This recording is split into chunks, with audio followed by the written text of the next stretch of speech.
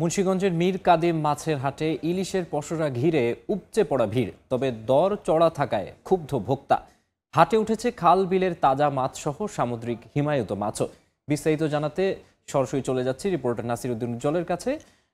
উজ্জ্বল, সকালে এই এই যে রূপালী ইলিশের ঝিলিক সেটি ঘিরে কিন্তু এখন দূর দূরান্ত থেকে পাইকার এবং যারা শৌখিন ক্রেতা তারা কিন্তু হাটটিতে এসছেন এবং এই ধলেশ্বরী তীরে হবার কারণে কিন্তু নৌপথ এবং সড়ক পথে কিন্তু মাছ আসছে এবং এখানে আপনারা দেখছেন যে রূপালী যে ইলিশগুলো পসরা সাজানো হয়েছে সেই ইলিশ কিন্তু আগুন দামে বিক্রি হচ্ছে এই মধ্য অগ্রহায়ণ।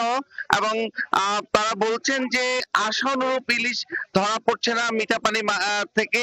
আর সামুদ্রিক যে ইলিশগুলো সেগুলো যে চড়া দামে বিক্রি হচ্ছে এবং তারা বলছেন যে আজকে কিন্তু 1.5 কেজি ওজনের ইলিশ মিলছে না, তবে 100 কেজি ইলিশ বিক্রি হচ্ছে 32 টাকা কেজিতে, আর 1 কেজি ওজনের ইলিশ পাওয়া যাচ্ছে 2500 থেকে 2700 টাকায়।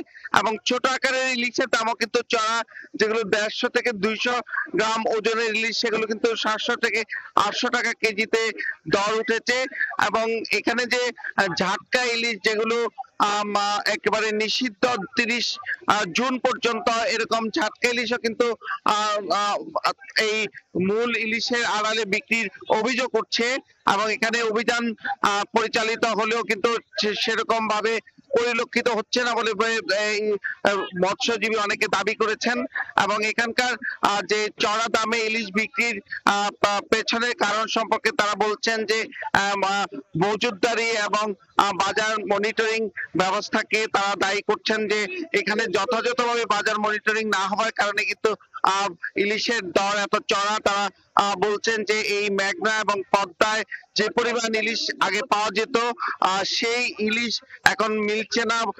এই কারণে যে মৎস্যজীবীদের দাবি যেটি, যে এখানে অবৈধভাবে যে কারেন্ট জাল এবং বালু উত্তোলন, এই কারণে কিন্তু ইলিশের বিচরণ এখানে কমে গেছে। তবে এই পরিস্থিতি মোকাবেলার জন্য যেই পদক্ষেপ গ্রহণ করা দরকার সেটি কিন্তু হচ্ছে না, সে কারণে এই অঞ্চলে ইলিশের উৎপাদনও কমেছে।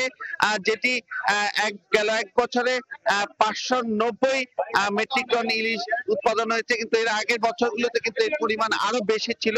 আর এই জেলায় কিন্তু মাছ উৎপাদন হয় 31,000 মেট্রিক টন, আর এই হাটটিতে 2 থেকে 3 ঘন্টায় বিক্রি হয় প্রায় কোটি টাকার মাছ। এই ছিল মুন্সিগঞ্জ থেকে সব।